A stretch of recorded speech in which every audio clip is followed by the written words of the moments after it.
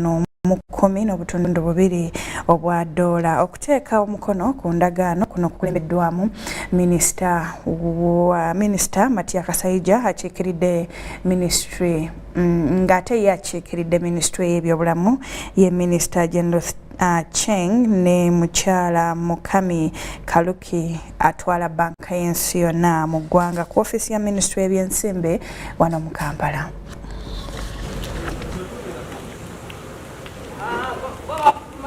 Yonna batuwadde obuyambi, sente endala za kwewola, endala batuwadde za bwereere za mukwano, muzungu kyayita granti, nga kigendererwa kya kulwanyisa omuzigo oyo gwe mumanyi obulungi atubaddemu kumpi emyaka 2 COVID-19. naye ekikulu sente zisinga zijja genda kuleeta ddagala eryakugema endwadde eyo. N'olwekyo njagala kukozesa omukisa guno nti mwenna tuwulirize abakulu ab'ebyobulamu be batugamba. Obulwadde bukyaliwo, muzigu tukyamulina, ebigambo bya SOPs mubikwate ng'ekintu ekyamaanyi.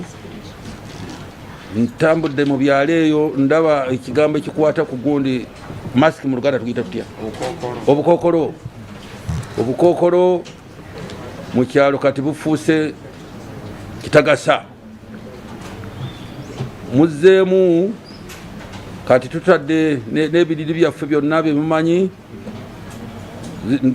Nayita mukwa wantu awo saawa nga 6 ogw'ekiro, nasanga abantu bali wali bonna, teri muntu afaayo, abantu bangi. Neŋŋamba Katonda wattu, embaga zaffe zizzeemu, okwabya olumbe kuzzeemu, ebivvulu bizzeemu, tetuganye naye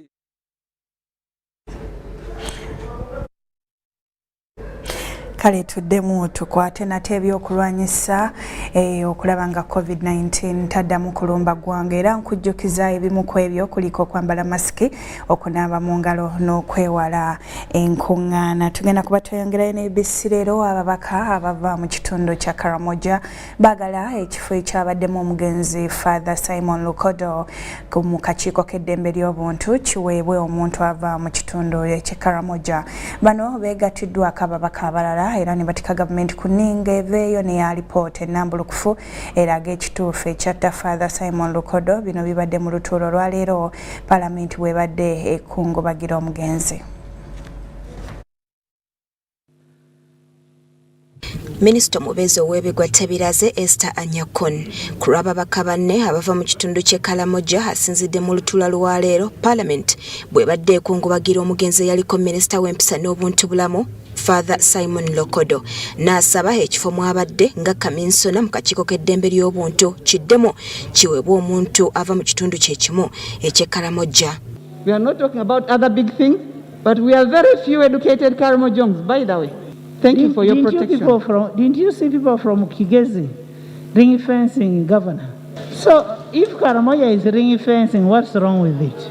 Ekiteeso ekyokukungubagira Father Simon Lukodo kireeteddwa omumyuka wa Ssaabaminisita ow'okubiri General Moses Ali ne kisembebwa omubaka wa Kasiro County Elijah Okupa ng'omugenzi ayogeddwako birungi byereere ng'eyali omusaale mu kulwanyisa obuseegu mu ggwanga. Honorable Father Lukodo will always be remembered as a passionate servant of God and a leader who fought for good morals. What is disappointing is some people went on social media celebrating, attacking the dead. What has happened to Ugandans? What has happened to our morals? Why would one go on the social media to attack? Father Lukodo was spending all his emoluments and payments and earnings to help the underprivileged and orphans, especially in the greater Karamoja. And people were so saddened. Actually, they made a request to us who represented the government But where shall we put all these children and young people?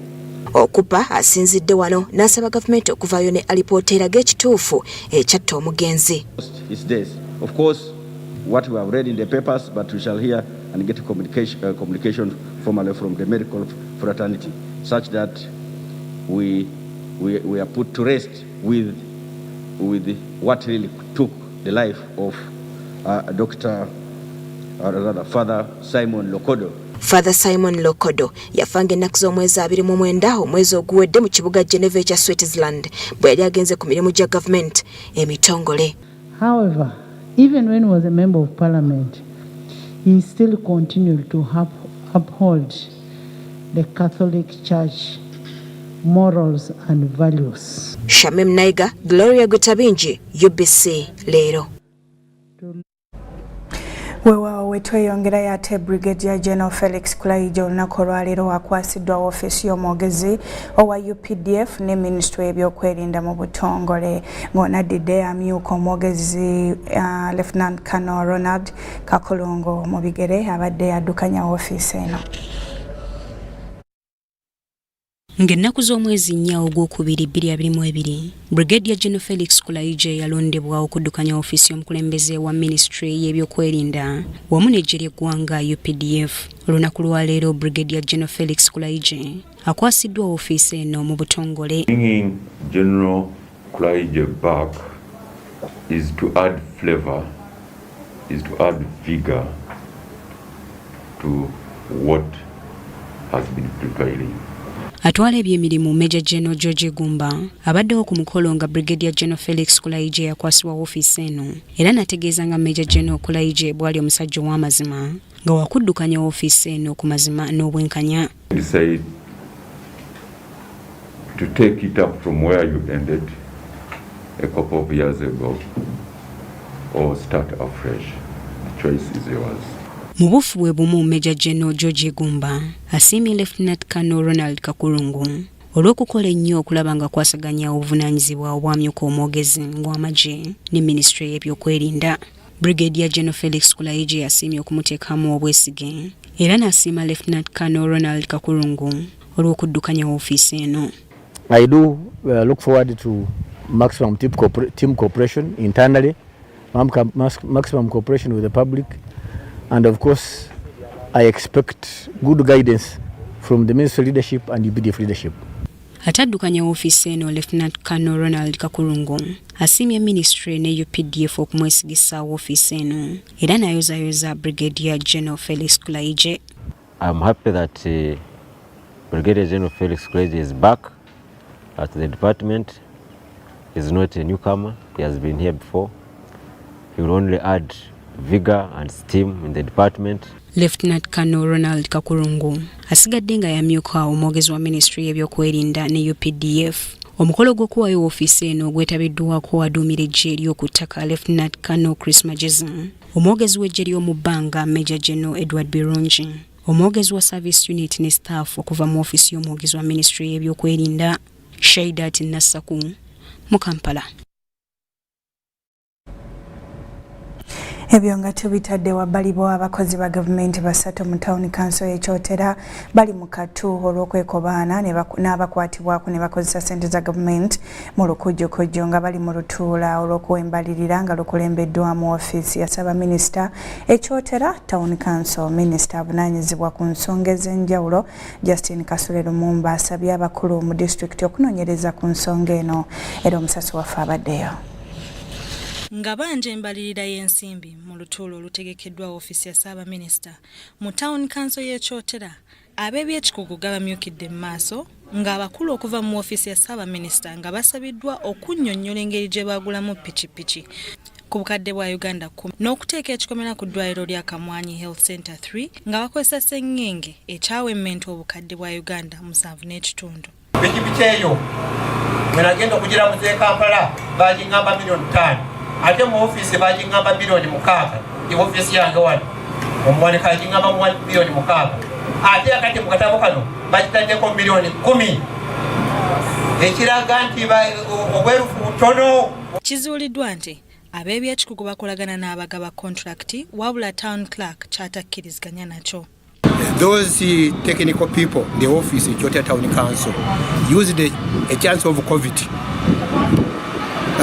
to utilize themselves as the contractor. At the same time, they are the payee. We don't have a contracts committee. Contracts committee is at the district. So they just send us contractors, and contractors, I tell you, did their job. Ng'akubiriza olukiiko luno, Minisita w'ensonga ez'enjawulo Justin Kasule Lumumba asabye abavunaanyizibwa okunoonyereza ku nsonga eno. We have here in Chotera Town Council, the motorcycle was bought at 10 million, but when you look at it, it does not really much. It's not commensurate to the money. And the cow is going to investigate it, and we shall inform. We shall also come back to see that action was taken. Ng'ebyo bikyali bityo, councillors b'e Chotera Town Council balumiriza Kamisona wa district okusaba abaagala emirimu enguzi. Omulimu kati nga Parish Chief alina okuba nga asasola obukadde 8 ku 15. Abadde ku district level nga banene nga efe ebiri mu bikadde 3, ayagala okufuna obwa porter miliyoni 5, driver miliyoni 5. So abavubuka tubati tuziina. So saba government etuyambe mu nsonga service commission kibanga kiri mu tteeka kusasula sente afadhali bakendeze ku muwendo. Ssentebe wa district y'e Chotera akakasizza ebyogerwa era n'asaba abo bonna abasabibwa enguzi okutwala okwemulugunywa kwabwe basobole okukangavula. And people asked money from him. These members of the Service Commission should come up and tell us. So I think as the chairperson, I have already written the Solicitor General to advise me on how I should handle this issue. But I know we are going to handle. Minister Justin Kasule Lumumba yennyamidde olw'ebyo byawulidde era nga waakulaba nti abeenyigira mu bikolwa bino bakangavulwa. But I've advised the RDC, the chairman, LC5 and the cow, this issue must be handled by the 3 of them. Because you cannot, everybody is crying is the issue here. Please take action, but we have also promised to come back and help them work on this. Weewaawo UBC leero bwe tweyongerayo bo abakulira eddwaliro lya Butabika baagala bongezebwe ku nsimbi eziddukanya eddwaliro lino olw'omuwendo gw'abalwadde oguyitiridde. Okusaba kuno bakukoledde ku mukolo gw'okutongoza kaabuyonjo n'ebinaabiro eby'omulembe ebizimbiddwa kampuni y'amasimu eya MTN ng'eyita mu kampuni ya Sanitation ng'eyita mu kampeyini ya Sanitation Improvement Project. Endwadde z'omutwe ezimu ku ezo zisinga okutawaanya naddala bakozesa nnyo ebiragalalagala, omwenge omungi, ebirowoozo, ebizibu kw'ossa n'ensonga endala. Kino kye kyawaliza gavumenti okutandikawo eddwaliro awajjanjabibwa n'okubudaabudibwa abalina endwadde z'omutwe mu myaka gya 5. Gavumenti ezzenga yeevujirira eddwaliro lino kw'ossa n'ebitongole ebigikwasizaako ebyenjawulo mu kuddukanya emirimu mu ddwaliro lino. Weewaawo n'abantu ssekinomu bawaayo obuyambi obw'enjawulo okugeza emmere, ebyokunywa n'ebirala. Olw'embeera y'abalwadde mu ddwaliro ly'e Butabika abeetaaga okukuumibwa mu kifo ekiyonjo, kampuni y'amasimu ya MTN ezimbye kaabuyonjo ez'omulembe 7 kw'ossa n'ebinaabiro 8 ebyawa emmenso obukadde obusoba mu 133. Kaabuyonjo zino zitongozeddwa minisita omubeezi owaguno naguli mu minisitule y'ebyobulamu Hanifa Kawoya Bangirana nga yakiikiridde minisita w'ebyobulamu Jane Ruth Acheng. Hanifa Kawoya asemye omutindo gwa kaabuyonjo zino kyokka n'ategeeza ng'eddwaliro lino bwe litasaanya okujjumbirwa abantu balina buzibu ku mitwe bokka wabula n'abalina ebizibu eby'enjawulo.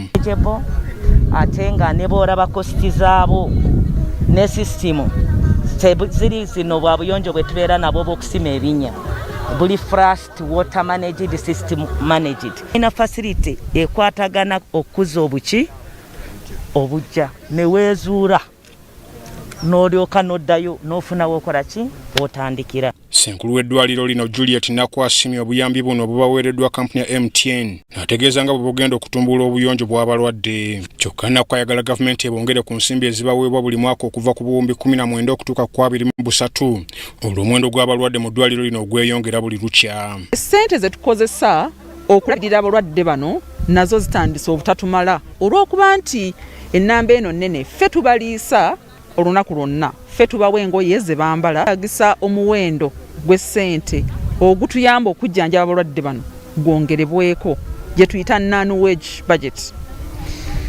Era twetaaga okulaba nga tugaziya ku woodi ze tulina. Ssentebe w'olukiiko oluddukanya eddwaliro ly'e Butabika Profesa Eugene Kinyanda wano wasinzidde n'asaba gavumenti okubadiza ebifo awaakuumibwanga abalwadde baabwe okwetooloola eggwanga ebyeyambisibwa okujjanjabirwamu abalwadde ba COVID-19. Ne tutukako ekizibu kya COVID-19 ate nga gavumenti erina wakuteeka abalwadde for isolation, so ne bakozesa units zaffe, services zaffe zabeera interrupted za mental health. So kati bali tusaba gavumenti ezirenovating ate ezikomyewo. Pulaani za kabuyonjo n'ebinabiro bino byakolebwa ekitongole kya KCCA oluvannyuma Source Foundation okusakira eddwaliro lino. Gala abalwadde bamanye nti bannange wakyaliyo abantu abafaako, wakyaliyo abantu abaagala, wakyaliyo nabo bakyali bantu era bakyali loved. Nze Ivan Juko.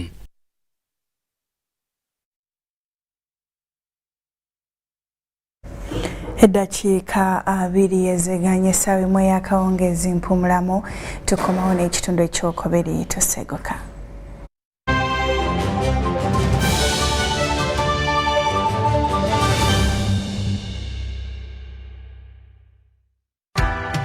MBs are now bigger MBs only on MTN. When you load a daily bundle of 250 shillings, you no longer get 15 MBs, you get 25 MBs. For 500 shillings, you no longer get 40 MBs, you get 65 MBs. For 1,000 shillings, it's no longer 100 MBs, it's 165 MBs. Dial *150*10# or use the My MTN app to load bigger daily bundles only on MTN.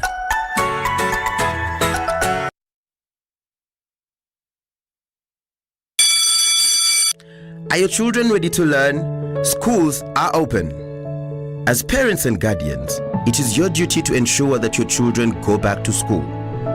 COVID-19 prevention measures have been put in place to keep students safe as they go back to school.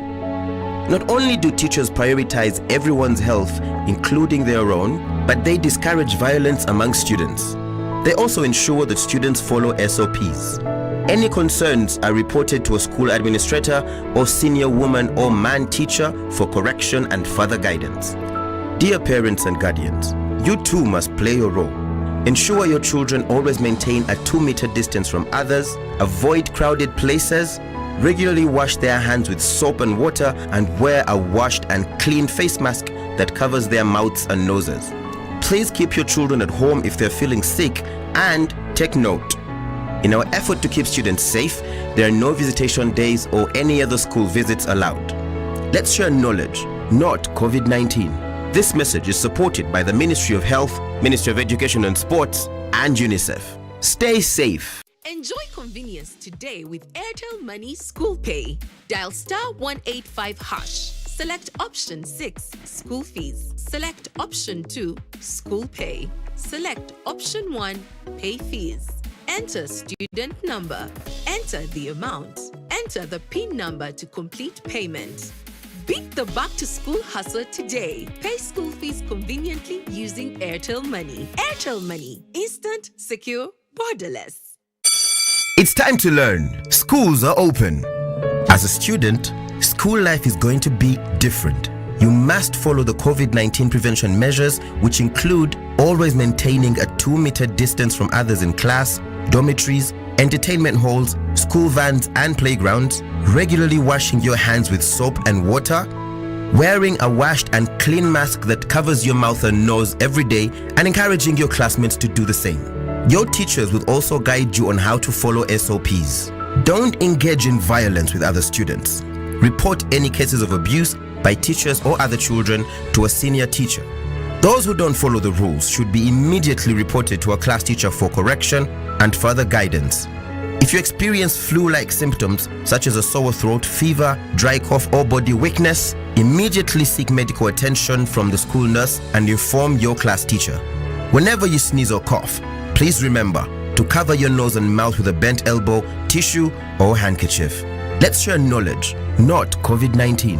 This message is supported by the Ministry of Health, Ministry of Education and Sports, and UNICEF. Stay safe. Start the year off with My Airtel 4G smartphone. You get to enjoy free 1 GB data valid for a month and 100% bonus data every month for 3 months. At at only 250,000 Uganda shillings. This includes free data spread over 3 months worth 86,500 Uganda shillings, making the effective price of the 4G phone 163,500 Uganda shillings only. Visit the nearest Airtel shop and get one today. Airtel, the smartphone network. Enjoy convenience today with Airtel Money School Pay, FlexiPay, or Bridge Schools. To pay school fees using FlexiPay, dial *185#. Select option 6 School Fees. Select option 3 FlexiPay. Enter the school code. Enter the student number. Enter the amount. Enter the PIN number to complete payment. Pay school fees conveniently using Airtel Money. Airtel Money. Instant, secure, borderless.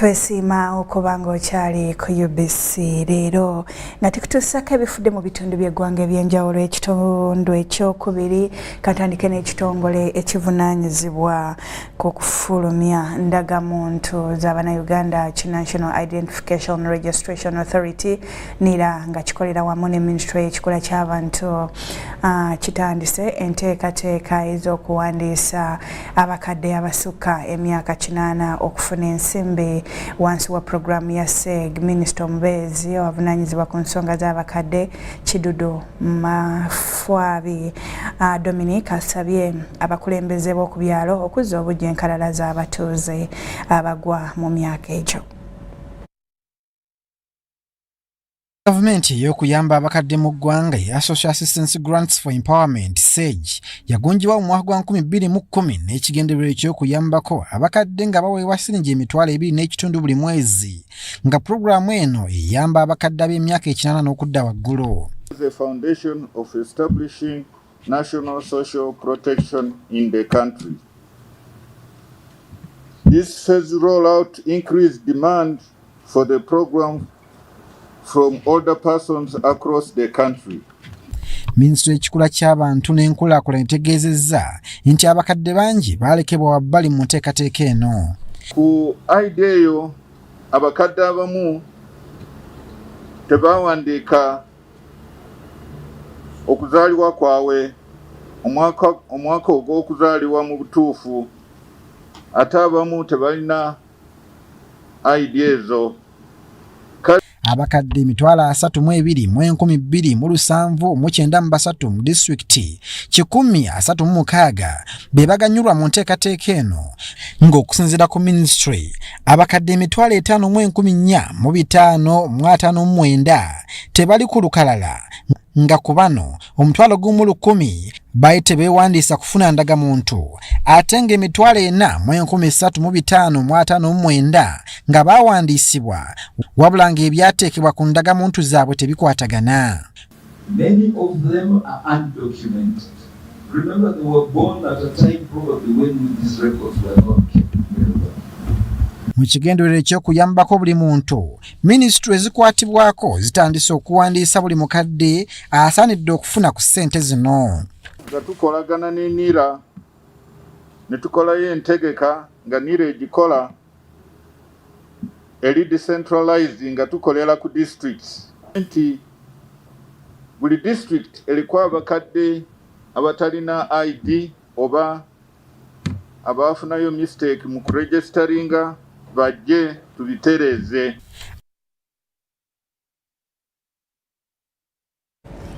Weewaawo ate Namutikwa w'enkuba eyafudde embye mu kiro ekikeeseza leero ayonoonye ebintu ebiwerako mu kitundu ky'Entebbe ng'ebizimbe bingi bitikuseeko obusolya nga kw'otadde n'amasomero. Abaddukanya amasomero balaajanidde abakwatibwako okubadduukirira.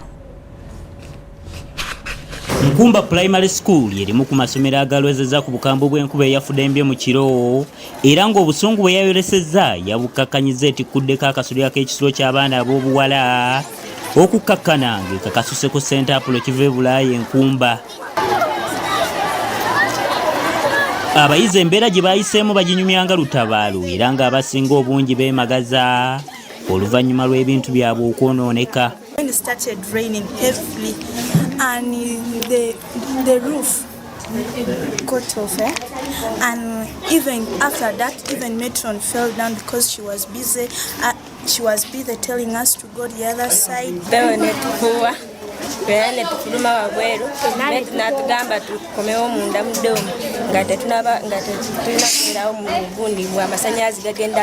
We ntuukidde ku ssomero nsanze baanise bulangiti n'emifaliso ate abandi nga bakyali mu kizimbe batunuulira ebintu byabwe ebyayonoonese. Kyomukisa omulungi abaana baffe bonna baavuddemu nga balamu, tewaliwo yafunye ekizibu, naye ekizibu kakiri ku ffe ng'essomero nti tetulina tugenda kusuuza abaana kubanga ndi mutwe yaabwe okusolya kaavuddeko. Wano kubira omulanga bonna abalina ekisa, abalina omutima omugabi batuyambe. Embeera y'emu ne ku ssomero ya Childwish Primary School Namate enkuba yatikuddeko akasolya k'ekizimbe ekibadde kimaze emyaka n'ebisiibo. Muwonge Robert nga ye mukulu w'essomero lino agamba tamanyi wagenda kusuza abasomesa olw'ekizimbe mwe badde basula okuggwaawo. Naye ng'ebintu byabwe byayonoonese nnyo, naye ekyomukisa obulamu bwo weebuli. Mu kiseera kino abasomesa bano ffe ng'essomero tetulina wakubateeka kubanga we badde basula, so obuzibu buli nti kati tebalina wakusula ate nga n'ebintu byabwe byonna ebisinga obungi byayonoonese enkuba y'ebyonoonyi. Ensolo yaabwe abaana b'amasomero, of course amasomero gaberanga gavumenti tulina okugangwira tulaba nti abaana basoma. Oluvannyuma lwa minisita omubeezi ow'ebyenjigiriza eby'amatendekero aga waggulu Dr. Jesse Muyingo okuvaayo n'alabula abazadde abalemereddwa okuzaayo abaana baabwe ku masomero awatali nsonga nkolo nti baakukangavula. Abantu b'ekikyusa mu Luweero bavuddeyo ne bawagira okukolera awamu ne minisita mu nteekateeka eno okulaba nga buli muzadde azaayo omwana ku ssomero.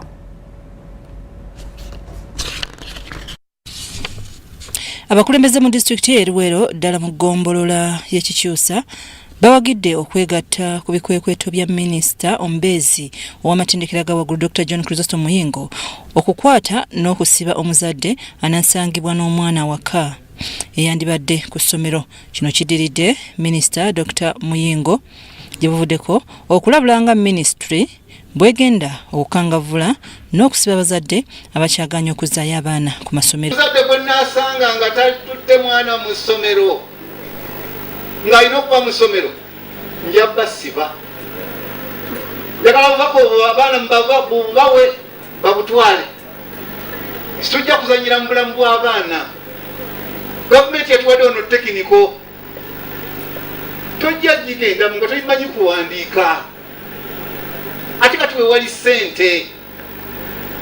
Bazadde bange bantu bange mikono gyange abeekamira abeekwasakwasa obusongo buno oba buli ngenda kubasiba. Abakulembeze mu ggombolola y'ekikyusa okuvaayo okuwagira enteekateeka ya minisita babadde mu lukiiko lwabwe Essenyomo B olukubiriziddwa ssentebe w'abassentebe ekikyusa Zefania Kizaseninde.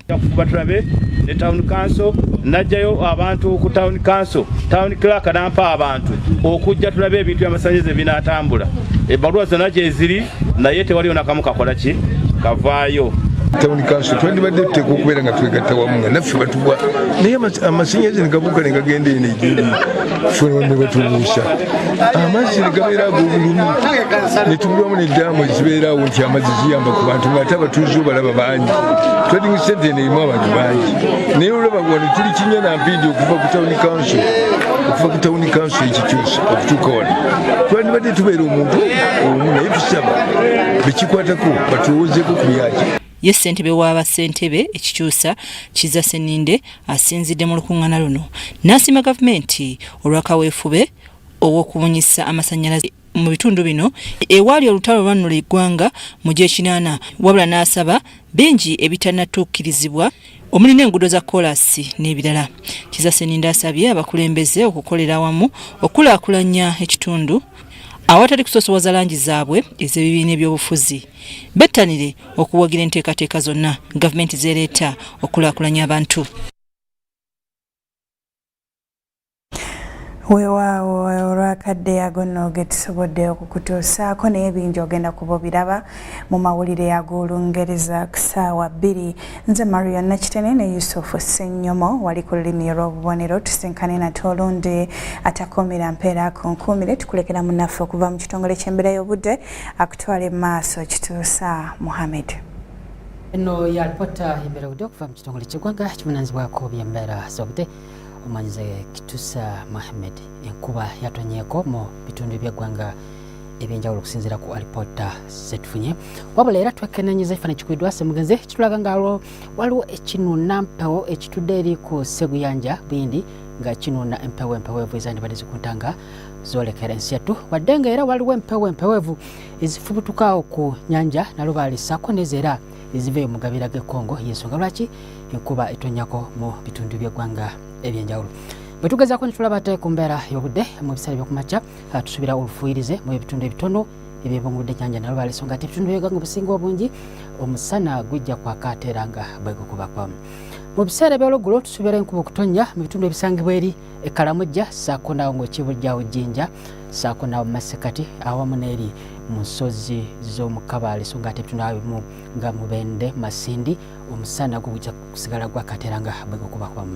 Betugezaako ne tulaba ku Bbugumu ijja kuba ku digiri 31 eri mu Kalamojja so nga ate Kitugumu Ggulu 32 ebuvanjuba 30 Masekati awo 29 so nga ate eri e Kabaale zijja kuba ku digiri 23 Kasese 31. Betugezaako ne tulaba ate mu bibuga mu bisangibwa e Bunairo mu kibuga Cape Town Bbugumu kuba digiri 27 New Delhi 26 so nga ate Washington 16. Wabula okujjako eri mu Beijing tusuubira embeera y'obudde okubeera ey'obunyogovu ddala era ne Bbugumu kuba ku digiri 2 so nga ate e London yo tusuubirayo olwandagirize Bbugumu kuba ku digiri 14. Toyanziza okubeerako naawe beera bulungi weraba.